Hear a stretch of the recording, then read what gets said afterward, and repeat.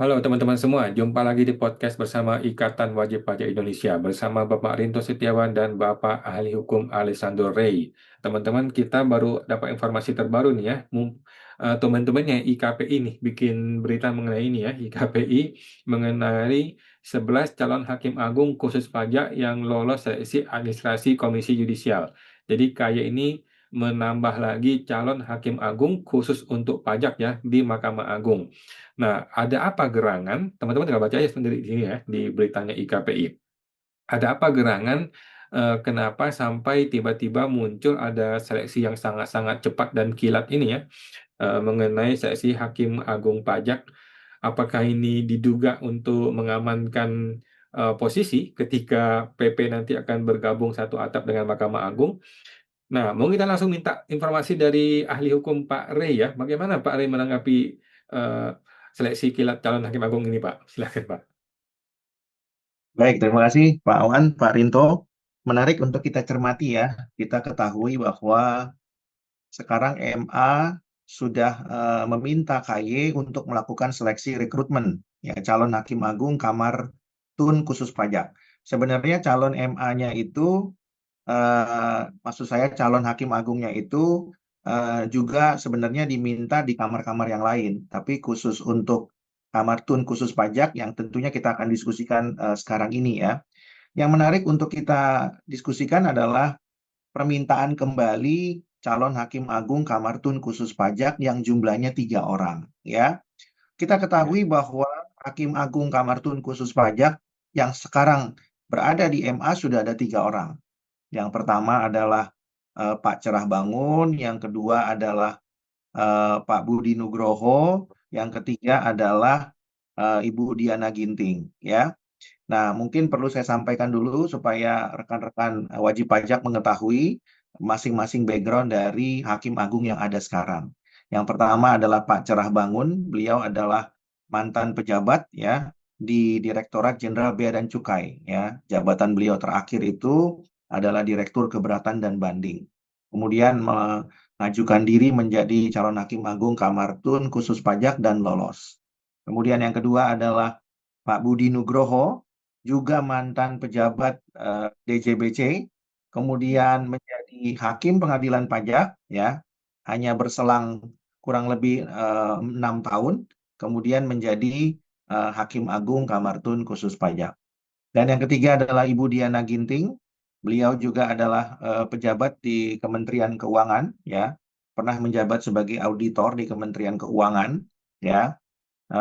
Kemudian melamar menjadi Hakim Agung Kamar Tun khusus pajak, tidak pernah punya pengalaman beracara, kemudian langsung lolos menjadi Hakim Agung Kamar Tun khusus pajak. Dan sekarang mereka mencari 3 tambahan. Kalau kita lihat formasi yang ada di Mahkamah Agung sekarang, formaturnya adalah dari 3, 2-nya adalah background DJBC. Satunya itu backgroundnya dari pajak ya, Kemenq. Nah, yang mau dicari sisanya 3 lagi. Nah, sekarang kita mau sama-sama lihat Pak Awan dan Pak Rinto calon yang lolosnya ya. Kalau kita lihat calon yang lolosnya itu ada 11 ya.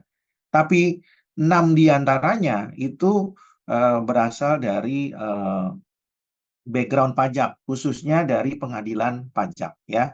Mungkin Pak Awan bisa tampilkan tadi beritanya IKPI supaya kita sama-sama nih mendapatkan gambaran ya. Nah, Ya. kalau kita perhatikan dari 11 ini ya, kita akan hitung sama-sama. Yang pertama Pak Agus Suharsono, itu adalah Hakim Pengadilan Pajak, Majelis 5. Kemudian Pak Andre Irwanda, beliau juga Hakim Pengadilan Pajak, Majelis 20. Ya, kemudian Pak Arifin Halim, beliau adalah konsultan pajak, ya, setahu saya dari IKPI. Kemudian Pak Aryo Hatmoko, dia juga Hakim Pengadilan Pajak yang dulu memeriksa perkara kepabeanan, sekarang sudah pindah ke majelis yang memeriksa perkara pajak. Ya, kemudian ada Pak Ismail Rumadan, ya, setahu saya beliau ini adalah dosen, ya, jadi bukan dari hakim, bukan juga dari fiskus.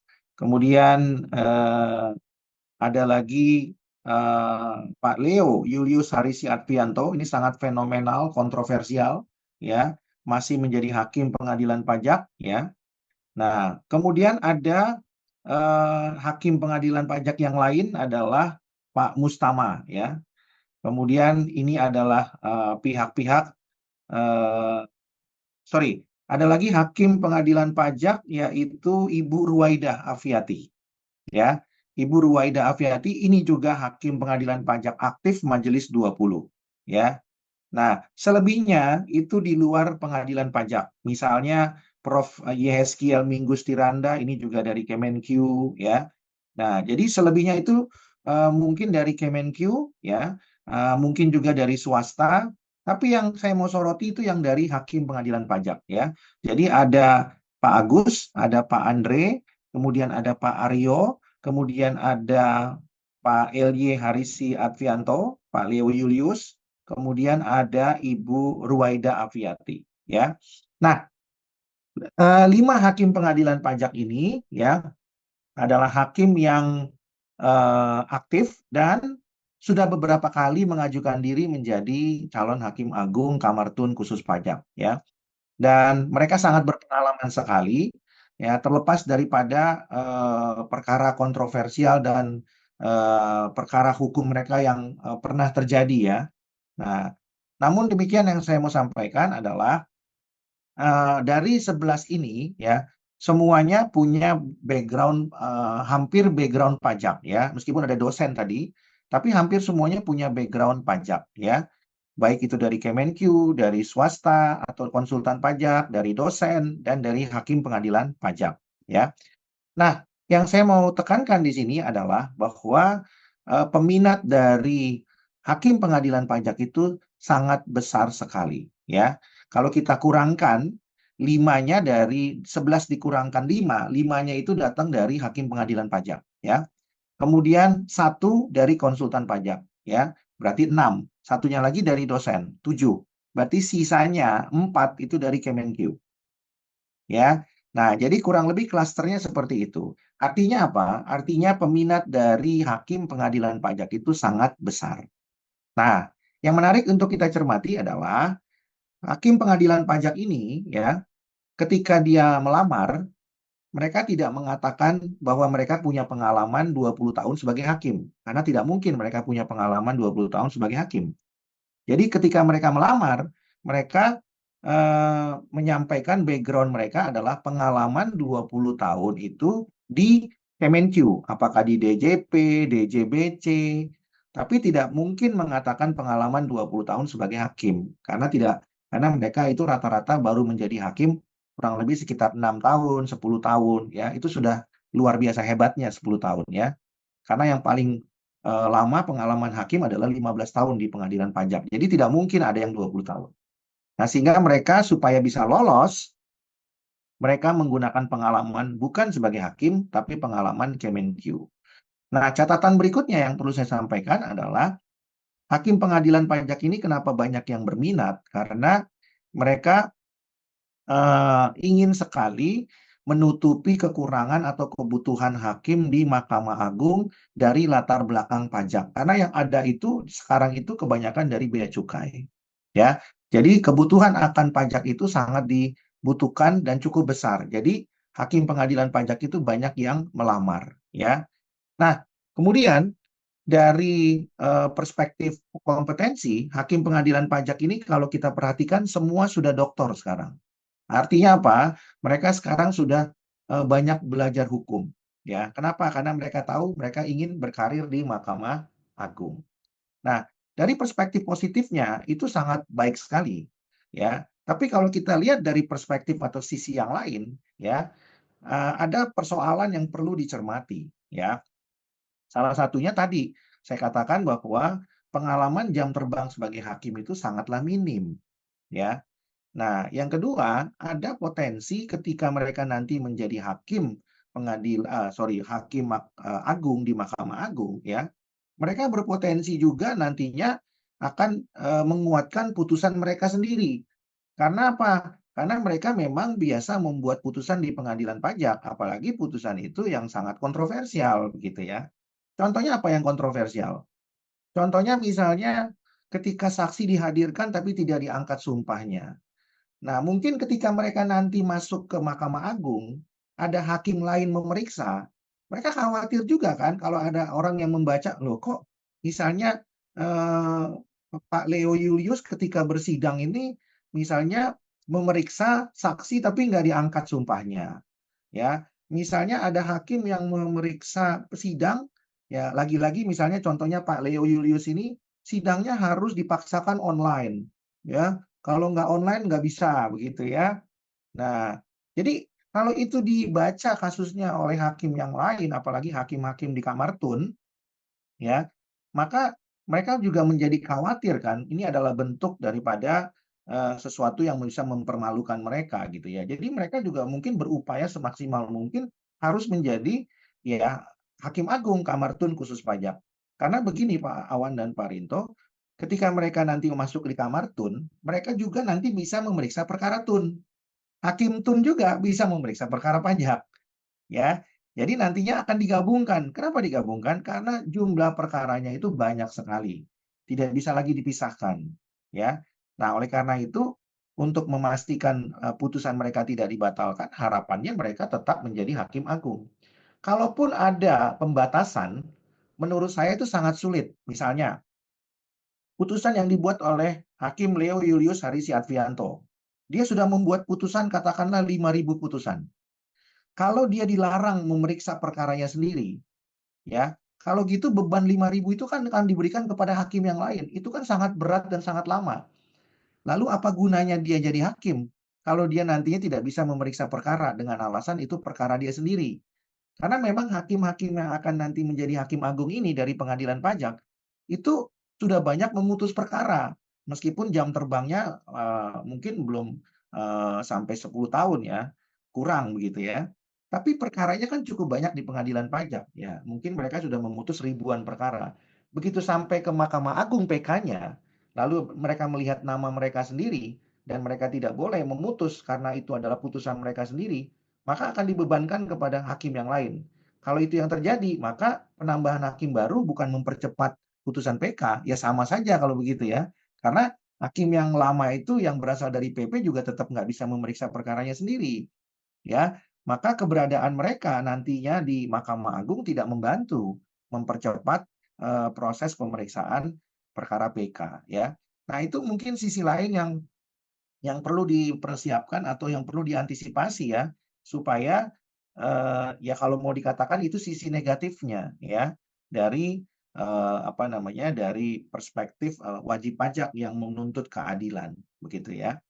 Kemudian lagi-lagi dari sisi lain sebenarnya eh, saya tetap berpendapat bahwa seharusnya kalau hakim pengadilan pajak itu kemudian melamar menjadi calon hakim, ya tentu harusnya yang digunakan adalah pengalamannya sebagai hakim, ya bukan pengalamannya di Kemenq, ya. Nah, kecuali mereka yang memang karirnya adalah pejabat Kemenq, mereka boleh gunakan pengalaman Kemenq. Tapi kalau mereka itu adalah hakim karir, ya hakim pajak, tapi menggunakan pengalaman Kemenq, menurut saya itu kurang tepat, ya. Tapi karena ada kebutuhan di Mahkamah Agung, sepertinya syarat itu sudah didegradasi gitu ya, sudah apa namanya diturunkan sehingga kemudian itu diperbolehkan. Tapi menurut saya seharusnya ya itu tidak bisa diberlakukan ya karena seharusnya ketika dia menjadi hakim aktif maka yang dipertimbangkan adalah pengalaman hakimnya, pengalaman sebagai apa namanya judex facti ya, bukan pengalaman sebagai pejabat. Begitu Pak Awan dan Pak Rinto. Baik, terima kasih Pak Rey, luar biasa, sangat lengkap sekali ya. Nah, sekarang kita minta pendapat dari Pak Rinto nih, sebagai wajib pajak yang juga sering berperkara di pengadilan pajak dan juga rasa-rasanya akan sering juga ke Mahkamah Agung ya. Nah, bagaimana menghadapi atau menanggapi seleksi kilat calon hakim agung pajak ini, Pak? Silakan. Ya, terima kasih Mas Awan. Pak Rey, ini tadi dari Pak Rey sudah panjang lebar Mas Awan. Jadi kami dari wajib pajak ini memang mencium aroma seperti itu Mas Awan. Ini kayaknya sangat dipaksakan, terburu-buru untuk segera goal sebelum ini ya 31 Desember 2026 ini Mas Awan. Nah, kenapa Mas Awan? Karena sebenarnya kalau kami amati dari WPI, memang benar kata Pak Rey tadi, kalau untuk pengalaman karir sebagai hakim di pengadilan pajak itu sebenarnya untuk melamar di KY itu seharusnya ditolak Mas Awan. karena itu terbukti pada seleksi tahun 2024. Seperti itu Pak Rey ya. Itu kan semua calon dibatalkan Mas Awan. Cuman yang menjadi aneh, nggak tahu ada lobby-lobby seperti apa nih antar lembaga negara, tiba-tiba ada diloloskan 2 orang Mas, yaitu Budiana dan Pak Budi Nugroho. Itu karena saya saat uji publik atau fit and proper test di ini Mas ya, di KY, saya hadir sendiri Mas Awan. Nah ini kok tiba-tiba ada lagi seleksi dan dibuka pendaftaran, nggak tahu kebutuhannya tadi berapa ini Mas Awan? 3 ya? 3 Pak ya? Kebutuhannya 3 ya? Nah, itu tapi tiba-tiba ada langsung seleksi mendadak, langsung mau dimasukkan lagi, dan seharusnya kalau berkaca di 2024 ini kan tidak ada calon yang lolos, karena kalau dari pengalaman di hakim pengadilan pajak itu pasti tidak akan memenuhi Mas Awan. Nah ini memang kecurigaan kami memang seperti itu Mas Awan, akan mengamankan kasusnya sendiri, dan kalau saya menilainya bukan hanya kasusnya sendiri Mas, teman-temannya, karena ini semuanya mantan dari Direktorat Jenderal Pajak dan Direktorat Bea Cukai Mas Awan. Belum. Nanti wajib pajak ini sudah susah payah menang di pengadilan pajak, Mas Awan aja kan sudah pernah ini ya sama Hakim Andre ini ya. Tadi yang salah satu pendaftar kan Hakim Andre ini. Itu seperti itu Mas. Bayangkan sudah menang nanti dijegal oleh Hakim Andre Mas. Misalkan menangnya di hakim yang lain. Terus semua perkara yang dimenangkan oleh wajib pajak ini DJP pasti PK Mas, atau di DJPJ Mas. Nah itu kan nanti dendam, oh ini Mas Awan ini saya kalahkan kan gitu Mas. Ada dendam pribadi seperti itu Mas. Jadi dari pandangan IWP ini sangat ini ya, presiden harus turun tangan Mas. Kalau melihat sistem negara saat ini, yang berkuasa presiden harus turun tangan agar tidak terjadi nanti ini Mas ya, balas dendam hakim-hakim ini Mas untuk wajib pajak yang bersengketa di pengadilan pajak. Seperti itu Mas Awan. Baik, siap. Terima kasih Pak Rinto dan Pak Rey ya. Mudah-mudahan ini hakim tidak membuat keputusan berdasarkan like and dislike ya. Silakan negara kita kalau begitu. Makasih Pak Rinto, makasih Pak Rey. Kita jumpa lagi Pak di podcast berikutnya Pak. Makasih Pak. Oke Mas.